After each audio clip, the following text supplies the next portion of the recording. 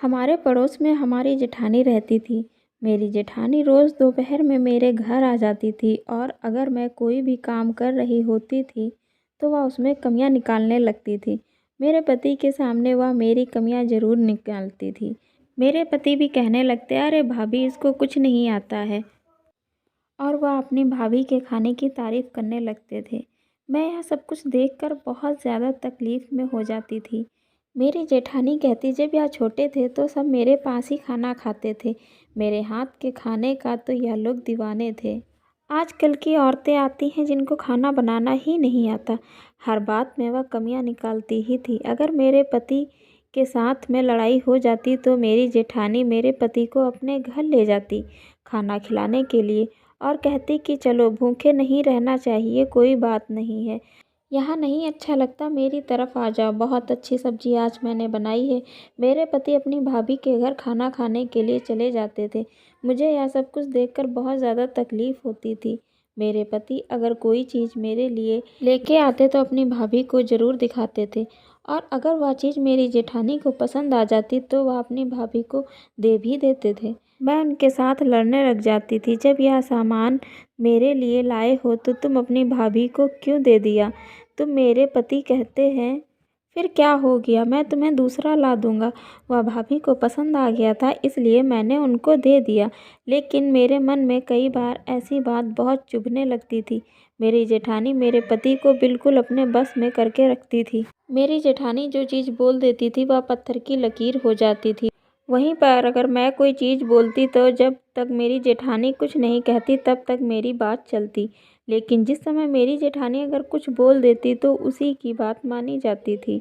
अगर हमारे बीच में बोलचाल बंद हो जाती तो मेरी जेठानी इस बात का पूरा फ़ायदा उठाती थी। फिर वह मेरे पति के लिए तीनों टाइम का खाना बनाती, मेरे पति को बुला बुला के खिलाती। घर का कोई सामान भी मंगाना होता तो वह मेरे पति को ही मंगवाती। कई बार मुझे मेरी इस घर में कोई भी अहमियत नहीं नज़र आती थी।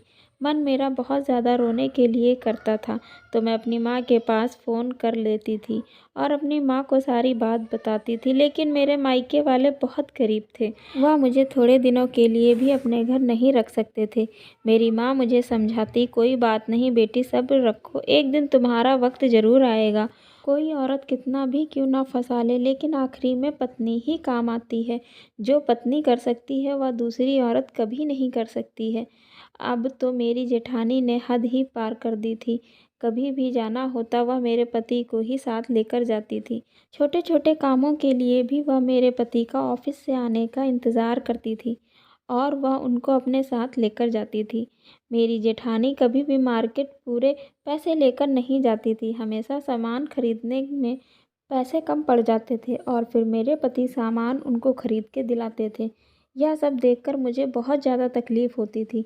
मुझे भी रहा नहीं गया। मैं भी अब सोचने लगी कि मुझे किसी न किसी तरह से अपनी जेठानी से छुटकारा पाना है।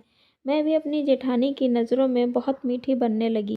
एक दिन वह मेरे घर चीनी लेने आई तो उसके 2 दिन बाद मैं उनके घर चीनी लेने चली गई। जिस वक्त मेरे जेठ घर पर थे, मैंने अपनी जेठानी से कहा, दीदी 1 कटोरी चीनी दे दो जो आप लेकर आई थी, आज मेरे घर चीनी ख़त्म है। तभी मैंने लगे हाथ यह भी बोल दिया, वैसे तो आपके ऊपर मेरी 4-5 कटोरियाँ और चीनी उधार रहती है, कोई बात नहीं, वह मैं बाद में ले लूँगी। और मैं घर चली गई। 2-3 दिन बाद मैं फिर अपनी जेठानी के घर चली गई। जिस समय मेरे जेठ घर पर थे। घर पर मैंने अपनी जेठानी को बोला, दीदी मेरे पति ने जो आपको मार्केट में वहाँ साड़ी खरीदने के लिए पैसे दिए थे वह दे दो। बच्चों की फ़ीस जमा करनी है, पैसे कम पड़ गए हैं। मेरी जेठानी को मेरी बातें बहुत बुरी लग रही थी, लेकिन वह मेरे जेठ के सामने कुछ बोल नहीं पाई। फिर मैं अपनी जेठानी से लगे हाथ यह भी कह दिया, पिछली बार जो आपने सामान खरीदा था उसके भी पैसे रहते हैं, कोई बात नहीं, वह मैं बाद में ले लूँगी। अब मेरी जेठानी इस चीज़ की शिकायत मेरे पति से लगा दी। मेरे पति मुझ पर बहुत गुस्सा हुए और उन्होंने मुझे 2 थप्पड़ भी मारे। तो मैंने अपने पति से कहा, आखिर मैंने कौन सी गलती की है जिसकी वजह से आप मुझ पे गुस्सा हो रहे हो? तो मेरे पति कहने लगे, वह मेरी भाभी है, तुझे क्या ज़रूरत थी उनसे पैसे मांगने की। मुझे बहुत गुस्सा चढ़ रहा था। मैं दूसरे दिन अपनी जेठानी के घर गई जिस वक्त मेरे जेठ घर पर थे। मैंने अपनी जेठानी को बोला, दीदी, मैं आपसे वही पैसे ले गई थी जिनका आपने ये सामान खरीदा था, और वह भी मैं ज़रूरत के लिए ले गई थी। मुझे ज़रूरत थी। आपने इनसे पता नहीं क्या बोला, या मुझ पर बहुत ज़्यादा गुस्सा होने लगे और मुझे मारा भी। आखिर आपने उधार के तौर पर पैसे लिए थे, मैंने आपसे तो बस वही मांगे। मेरे जेठ वहीं बैठे थे, तो वह पूछने लगे, तुमने पैसे क्यों लिए थे जब मैं तुम्हें खर्चे के पैसे देकर जाता हूँ? फिर क्या ज़रूरत थी? और मेरे जेठ मेरी जेठानी को सब बातें बोलने लगे। मुझे भी मौका मिल गया आग में घी डालने का। मैंने भी बोल दिया, दीदी आप छोटी छोटी बातें उनसे चुगलियाँ मत किया करो। आप हमेशा मार्केट उनके साथ जाती हो, उनका पैसा खर्च कराती हो। मैंने कभी आपको मना नहीं किया।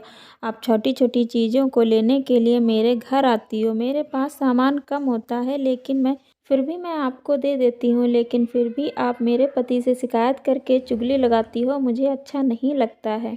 और हमारे घर में लड़ाइयाँ होती। मेरे जेठ बहुत अच्छे थे, उन्हें मेरी जेठानी की इन बातों का पता नहीं था। जब उन्हें सारी बातें पता चलीं तो उन्होंने मेरी जेठानी को भी 2 थप्पड़ मारे और बोले, आज के बाद यह सारे काम नहीं करोगी तुम। किसी के घर में लड़ाई लगाना अच्छी बात नहीं होती है। तब से मेरी जेठानी का आना बंद हो गया और मुझे भी सुकून मिला।